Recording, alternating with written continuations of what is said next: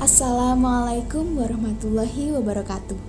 Saya Calyalitu Hayu Wibowo, nomor absen 7, kelas 11 MIPA 4, SMA Negeri 7 Purworejo, akan menjelaskan tentang PKI Madiun.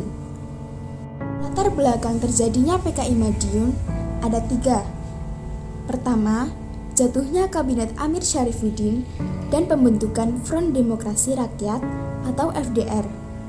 Yang kedua, kritik terhadap kebijakan Kabinet Hatta.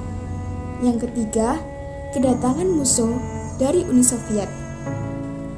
Yang pertama, kita akan membahas tentang jatuhnya Kabinet Amir Syarifuddin dan pembentukan Front Demokrasi Rakyat atau FDR.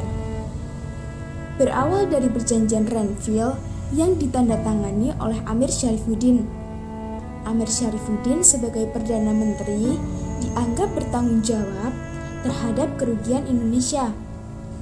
Oleh karena itu, jabatan sebagai Perdana Menteri dicopot dan digantikan oleh Kabinet Hatta.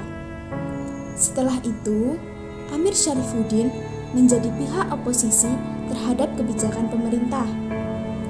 Kemudian dibentuklah Front Demokrasi Rakyat atau FDR yang didukung oleh organisasi komunis seperti Partai Sosialis, Pemuda Sosialis Indonesia (PKI), dan Sentral Organisasi Buruh Seluruh Indonesia atau SOPSI. FDR dibentuk pada 28 Juni 1948 yang berhaluan sosialis.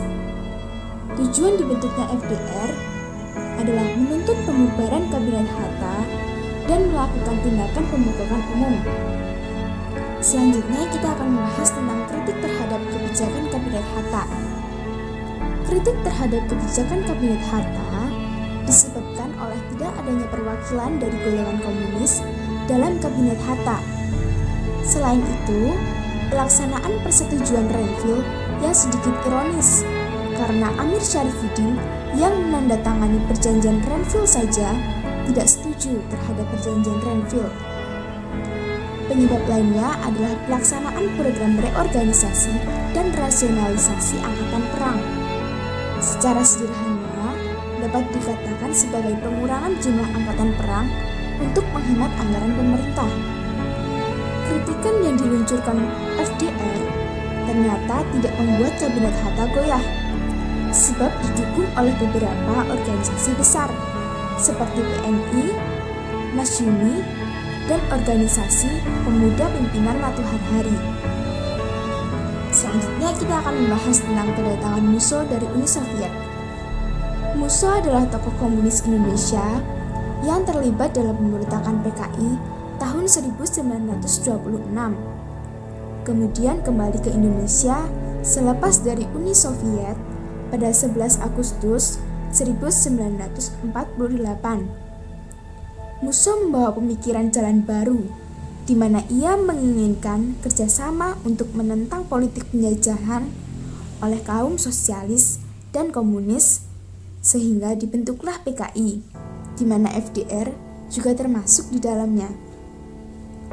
Aksi PKI di Madiun yang pertama adalah melancarkan propaganda anti pemerintah. Yang kedua, mengadakan pemogokan kerja para buruh perusahaan. Yang ketiga, melakukan pembunuhan-pembunuhan, termasuk pembunuhan terhadap Dr. Muwardi dan Gubernur Suryo. Strategi PKI dan FDR.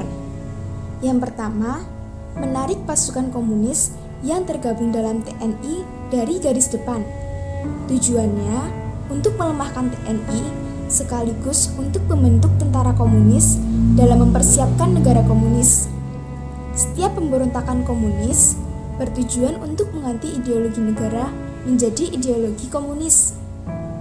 Yang kedua, memindahkan pasukan-pasukan komunis ke daerah strategis, agar nantinya saat terjadi pemberontakan, daerah strategis inilah yang menjadi penopang kekuatan kaum komunis. Yang ketiga, membentuk tentara rakyat sebagai persiapan untuk pengambil alihan kekuasaan melalui pertempuran. Aksi pemberontakan PKI di Madiun diawali dengan menciptakan Surakarta sebagai daerah liar atau Wild West sebagai pengalih pemerintah. Pada saat pemerintah sibuk mengamankan Surakarta, PKI di Madiun dapat mempersiapkan untuk pengalihan kekuasaan. Kemudian dari menciptakan Wild West, PKI memusatkan basis perjuangan di Madiun dan berhasil menguasai Radio Gelora Pemuda. Pada tanggal 18 September 1948, di Madiun, Musso mengumumkan berdirinya Republik Soviet Indonesia.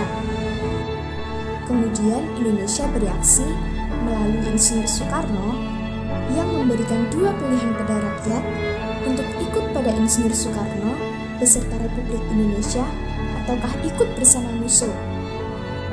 Ternyata rakyat Indonesia masih berpihak pada Insinyur Soekarno. Hal ini terlihat pada penumpasan PKI Madiun, yaitu Kolonel Gatot Subroto berhasil mengamankan Surakarta dan sekitarnya.